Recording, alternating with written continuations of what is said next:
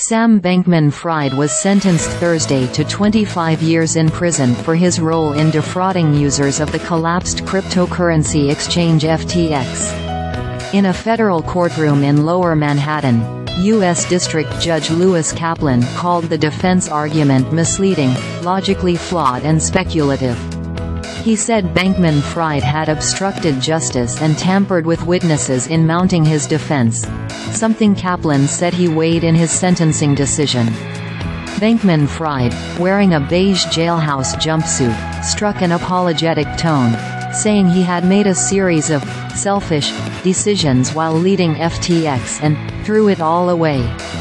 "It haunts me every day," he said in his statement. Prosecutors had sought as much as 50 years, while Bankman-Fried's legal team argued for no more than 6.5 years.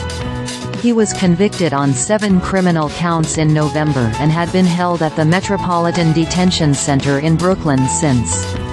In a statement following Thursday's sentencing, Damian Williams, United States Attorney for the Southern District of New York, said Bankman-Fried had orchestrated one of the largest frauds in financial history.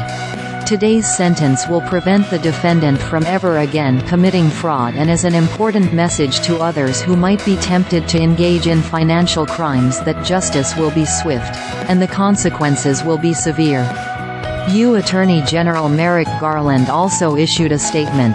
"There are serious consequences for defrauding customers and investors," Garland said. "Anyone who believes they can hide their financial crimes behind wealth and power, or behind a shiny new thing they claim no one else is smart enough to understand, should think twice." Bankman-Fried plans to appeal both his conviction and sentence. A spokesperson for his parents issued a statement on their behalf. "We are heartbroken and will continue to fight for our son." Bankman-Fried's lawyers had pleaded for leniency, citing what they described as mental health struggles and his purported generosity in his personal life.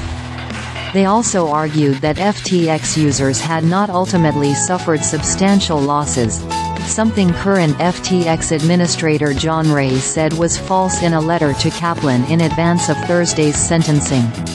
But prosecutors argued the brazenness of the crime, the extent of the victim's losses and damages, and Bankman-Fried's evident lack of remorse meant a harsher sentence was warranted. Late Tuesday, prosecutors filed documents from victims testifying about how Bankman-Fried's actions had harmed them. "My whole life has been destroyed," wrote one, whose name was redacted, in a letter dated March 15. "I have 2 young children, one born right before the collapse.